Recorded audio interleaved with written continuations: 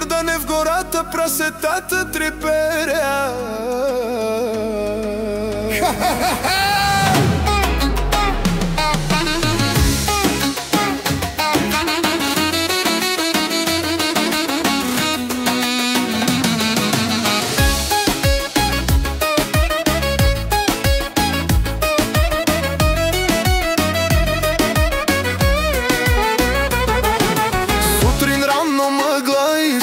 Кафето в термос, живота е луд. Данчо с кучетата вече е там.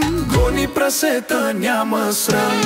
Кирил, Делчо чакат на пост, сгрейнали очи и ловен рост. А Милен пак гледа надолу, защото пет прасета му минаха на Сурия.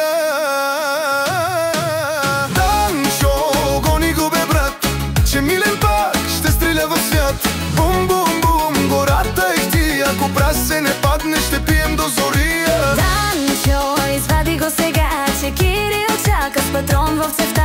Ха-ха-ха, Делчо вика силно. Милене, не цели облака, бе стреляй ниско долу. Прасето минало, Милен пак спи. Кучето лае, а той си спи. Данчо вика, айде бе човек, поне веднъж да ги гръмнеш наред. Кирил се смее, брат, не боли, ако не оцелиш, пак си пи. Делчо подава ракия и мезе, и всички чакат новото прасе. Данчо, гони го бе брат, че Милен пак ще стреля в свят. Бум, бум, бум, гората е хти, ако прасе не падне, ще пием до зория. Данчо, гони го бе брат, че Милен пак ще стреля в свят. Ай, ай, ай, гората е хти, ако прасе не падне, ще пием до зория.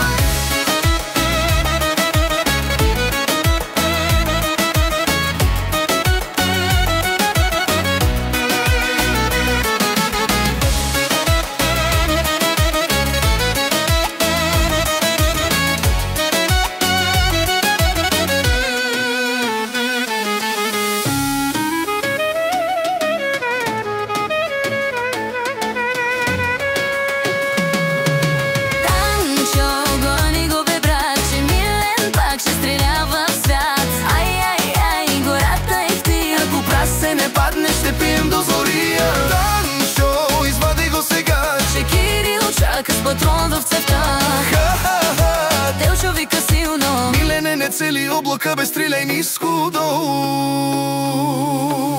Каква бригада, цял отряд, ловци, но весели, без вина. Кой ще го гръмне, това е въпросът. Ама най-важна да се вдигне тостът. Пет прасета минали, ни едно не паднало, но ракията, брат, пак е свършила. Йордан пак гони, гората трепти, а Милен вика, дай ми още 5 патрона да е бама.